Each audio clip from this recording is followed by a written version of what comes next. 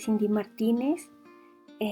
Agradezco mucho la invitación a Ananda Taller, a la Gobernación de Boyacá, a la Secretaría de Cultura y Patrimonio y a la Alcaldía Municipal de Villa de Leyva por la invitación a la Fiesta de la Poesía de Villa de Leyva, donde la poesía se toma la palabra.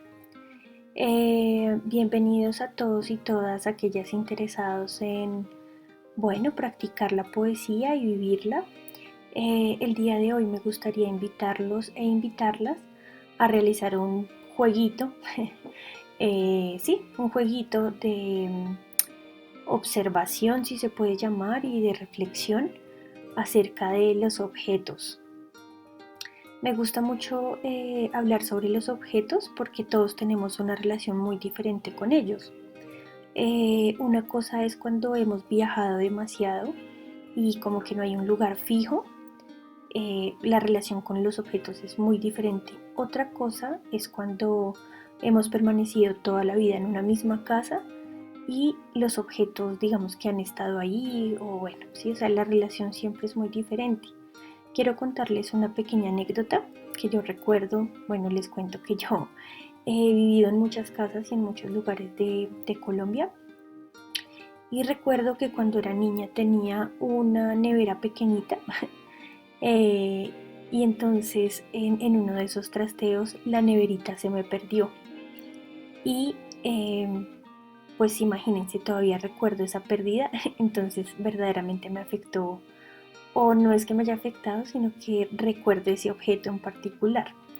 Luego, cuando estaba un poco más grande, alguien me había regalado un juego de teteras, era como una tetera y los platitos y los pocillos y tuve que ir a visitar a mi papá en una Navidad o algo así, y cuando regresé pues simplemente la tetera y el jueguito de las tazas había desaparecido. Entonces, pues no sé, alguien asumió que de pronto ya era un poco grande y que tal vez no había jugado con las teteras y esto, pero también lo sentí como una pérdida, ¿no? Y bueno, si podemos pensar un poco en nuestros objetos, cada uno desde el lugar donde esté escuchando o viendo, no sé, como si recordar esos objetos que de pronto son valiosos y perdieron, o cuántas veces no hemos hecho algunas tonterías, como que tenemos un tesoro muy preciado para nosotros y lo regalamos a alguien que tal vez no lo valora y lo termina perdiendo, hemos hecho cosas así. No sé si ustedes lo han hecho, les cuento que yo sí. Y entonces sucede algo alrededor de los objetos, ¿no?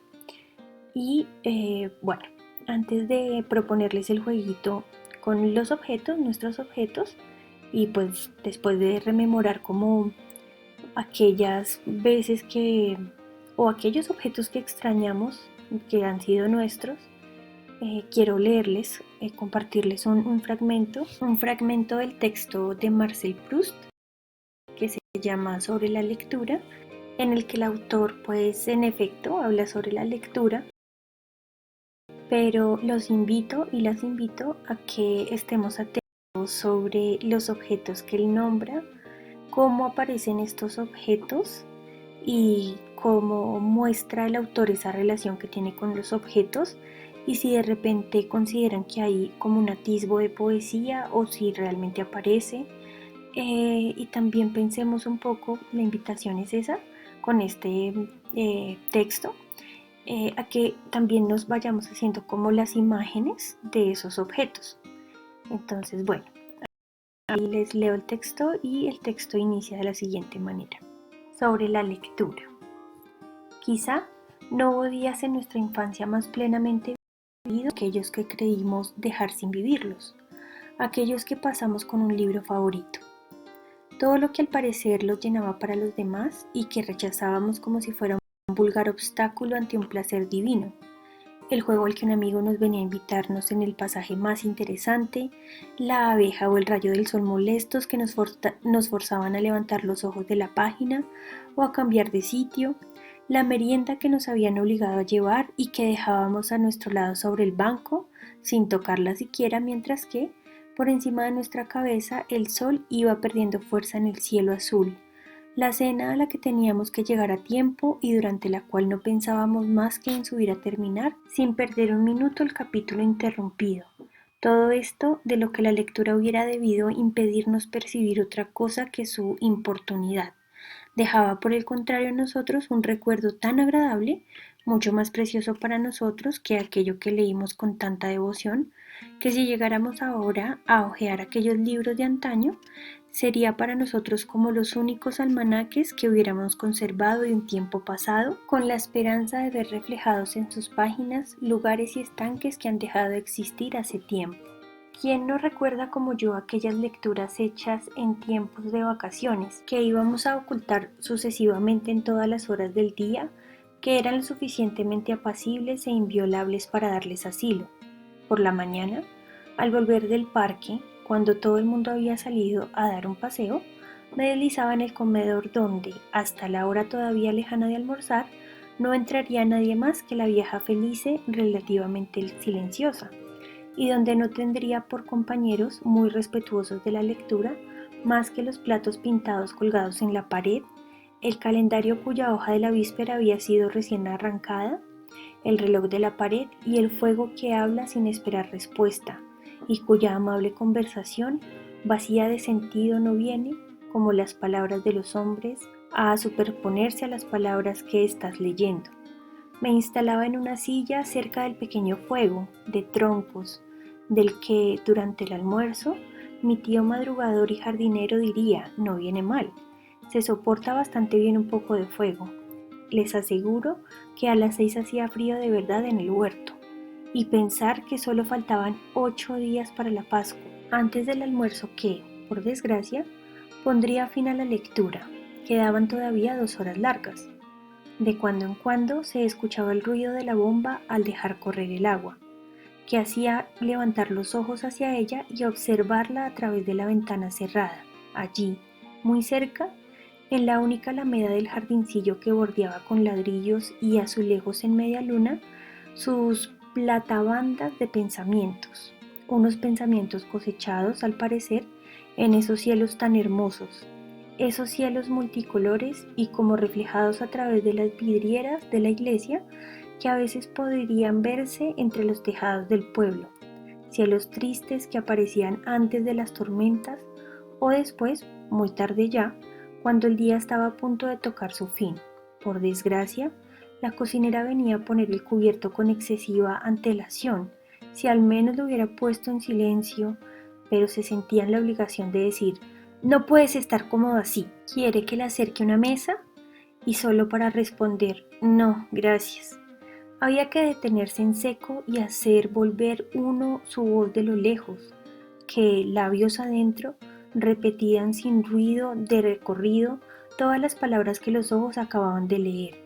Había que detenerla, hacer salir y para decir decorosamente: no, gracias. Infundirle una credibilidad aceptable y una entonación de respuesta que había perdido. Vamos a dejar hasta aquí este fragmento de la lectura de Marcel Proust.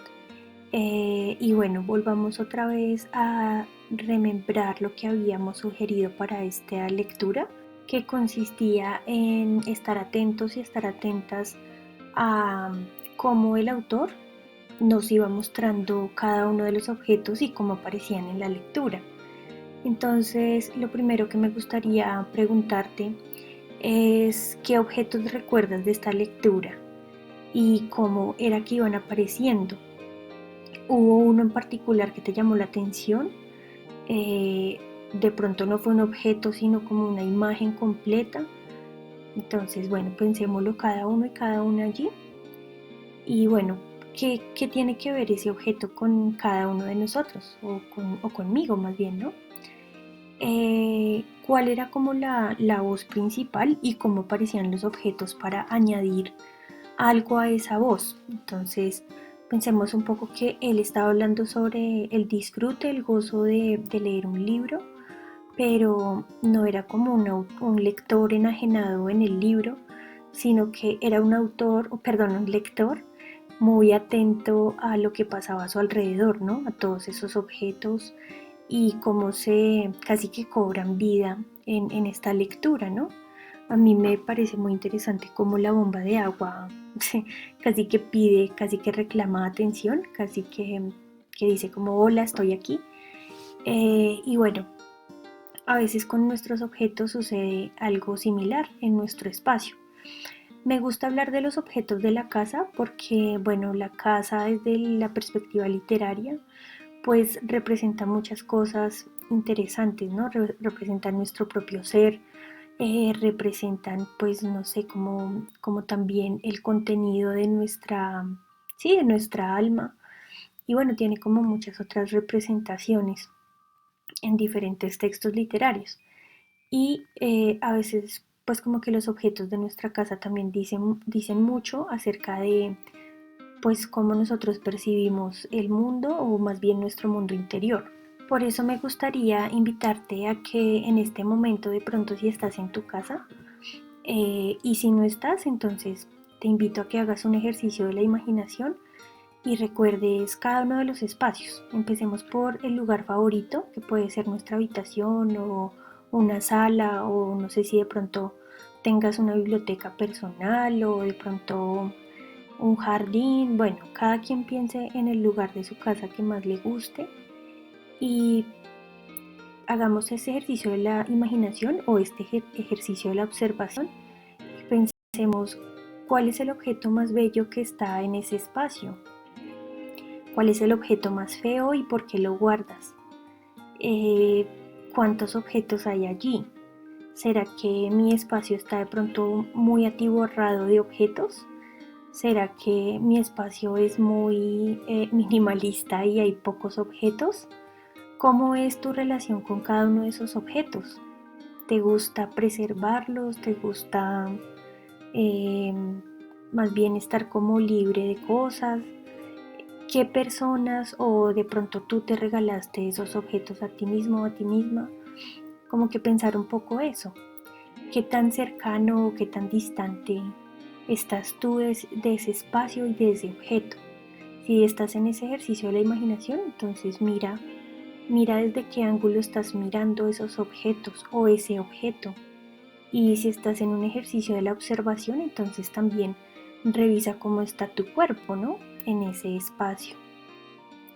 Me gustaría, si te parece bien, te invito a que hagas una lista pues de esos objetos, pensando un poco, bueno, por si te gustan o no, si los conservas bueno, cuál es la razón más bien por la que los conservas, si dicen algo de ti, bueno, sí. Ese sería como un primer ejercicio, como consciente de los espacios, perdón, de los objetos con los que compartimos, ¿no? Porque sí, o sea, como que los objetos también se vuelven como una especie de compañeros de esas acciones cotidianas que hacemos. Y si esos objetos pueden ser bellos y pueden gustarnos, pues porque estamos de pronto conservando objetos que no nos gustan, ¿no? Eso por una parte. Si te atreves a hacer esa lista, pues sería muy interesante. La verdad es que siempre me gusta contar una historia que le escuché a una de las maestras que más ha impactado mi vida y ella nos contaba que de una escritora del siglo I de Japón que se llama Seishon Agon y esta escritora hacía listas de cosas. Entonces ella hacía listas de cosas que le parecían lindas, cosas que la enojaban y bueno, en fin, hacía listas de todo. Y sí, siento que también hay un poder poético y literario en esas listas.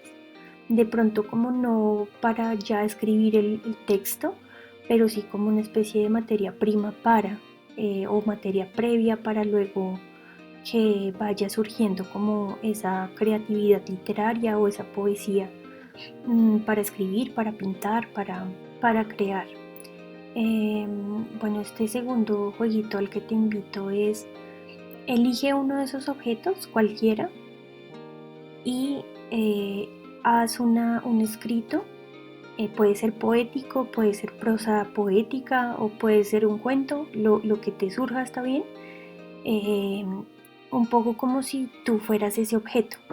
¿Qué ve ese objeto desde ese punto? ¿Dónde está ubicado? De pronto tiene un poquito de polvo, Bueno, no sé, o sea, como que observa y trata de imaginar lo que quieras imaginar acerca de ese objeto, de pronto cómo veo, de pronto cómo se siente en ese espacio. Y el último juego al que te invito, no sé qué opinas de este juego, de esta invitación con los objetos, pero me parece que podemos hacer un montón de subjuegos o de subejercicios a partir de ellos, ¿sí? A mí se me ocurre, por ejemplo, que podrías escribir un texto acerca de cómo los objetos te perciben, o si tuvieras que contar cómo eres tú o expresar algo de ti a través de esos objetos, pues cómo lo harías. Incluso también se me ocurre que podrías imaginar tu espacio y tus objetos desde un punto de vista literario. Esos objetos literarios pueden tener tanto materia tangible como fantástica. Bueno, si tú piensas que de pronto hay como una división entre lo real y lo fantástico, o si de pronto piensas que es como hace parte del mismo mundo y todo el tiempo se están tocando, ¿no? Entonces ese también podría ser otro juego. Lo importante, pienso yo, es que todo el tiempo estés como detonando ese juego creativo que puede ser con los objetos o que puede ser con los espacios o que puede ser, bueno, con cómo miras.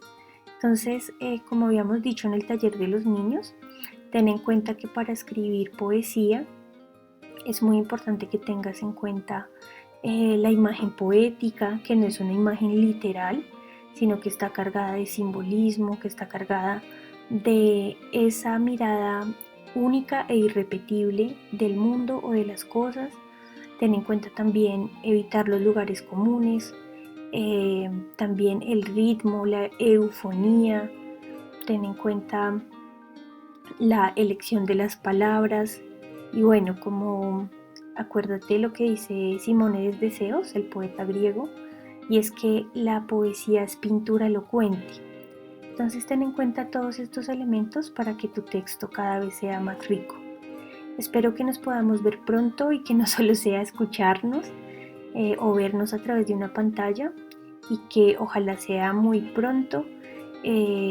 Espero que este juego te haya hecho de pronto detonar alguna escritura creativa en ti o algún tipo de reflexión. Y bueno, pues la verdad es que esa es la intención de la invitación a este juego. Nos vemos pronto y muchas gracias de nuevo a todas las personas que hacen posible estos espacios tan